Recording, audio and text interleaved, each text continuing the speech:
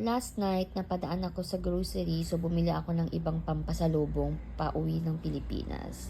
So for example, ito, Tetarik Milk Tea. Sikat na sikat kasi itong mga Tetarik na to. Tea. Yan. $6 lang ata bili ko dyan, 6.90. So meron din itong less sugar 3-in-1. Usually yung mga kinukuha kong mga drinks is mga 3-in-1 or yung mga less sugar. Para medyo okay din naman sa health. So, ito din.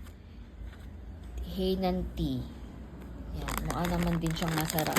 Yung cost nito is parang $6.90 o $6.45. Then, bubuli ulit ako ng Old Town White Coffee, Salted Caramel. Ito parang nasa $5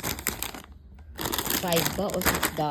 Then, Kopitiam Rose Black Coffee kasi may mga kaibigan ako na mahilig naman ng black coffee. Ayaw sa mga 3-in-1. So, ito. With Arabica beans. Then, ito din. Bumili ako nitong Bote Tarik Original Less Sweet.